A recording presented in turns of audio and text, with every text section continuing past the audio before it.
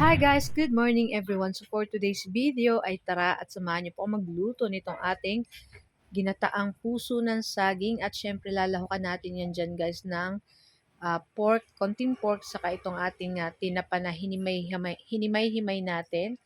And syempre yung ating puso ng saging dyan guys, nilamas ko sa asin, ayan, pinigaan ko para yung mga dagta niya is mawala, ayan. Tapos syempre pipigaan natin after.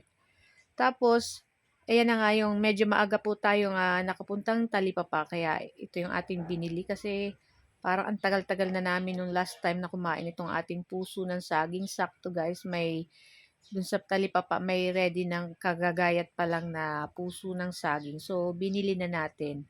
And syempre, lalahukan lang natin yan ng konting pork. Syempre, may taba-taba para masarap, di ba? So, yun na nga, at isasangkot siya lang natin po yung ating pork dyan. Papa-brown-brown lang natin ng katulad ng ganyan. At pagkatapos niyan ay mag-start na tayo mag-isa ng ating mga bawang. Ayan. So, gumamit po tayo ng 5 cloves of garlic. Ayan. Tapos, pino lang natin yung ating bawang ng ganyan. Pagkatapos, ilagay na rin natin dyan yung ating 2 pirasong sibuyas na pula.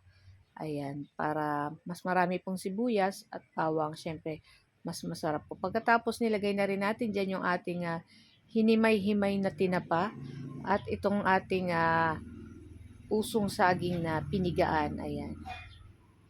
Tapos halu-haluin na po natin yan. Pagkatapos ay maglalagay na po tayo dyan ng ating Coco Mama na gata. Ayan, 2 sachet na maliit lang po yung nilagay natin dyan guys. Kasi ng aking binakal na puso ng saging is kalahating kilo lang. Kasi madami naman na po yan.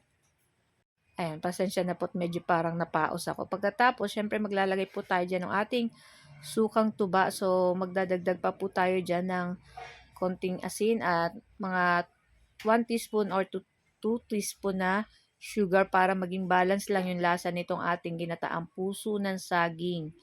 Ayan, so kanina nung sinangkot siya ko yung ating pork, nilagyan ko na rin yun guys ng asin at paminta. So, para may lasa na yung ating pork dyan. So, tatakluban lang natin ito guys. Ayan, hintayin lang natin maluto yung ating gulay na puso ng saging kasi ang ating pork naman is luto naman na po yan. So, ayan na nga at yung ganito guys, ayan, madali na rin tong maluto. Maya-maya ipapatayin na rin natin yung ating apoy dito sa ating niluluto. Ayan, ako napakasarap nito guys.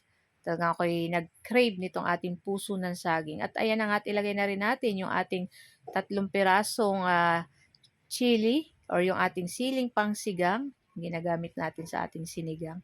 Ayan, pampabango po yan dito. At syempre, may konting anghang naman po yan. So, kung gusto niyo pong slice pa yung sili at para may anghang-anghang, ayan, nasa sa inyo po. So, yan na nga at ready na rin po kami kumain ng aming lunch at ito po ang aming ulam for today. Ginataang puso ng saging. So, guys, ito lang po ang aming video today at sana po ay nag-enjoy kayo. Huwag niyo po sanang kalimutan mag-like, comment at pa-share na rin po ng ating video. So, guys, thank you for watching. Ciao!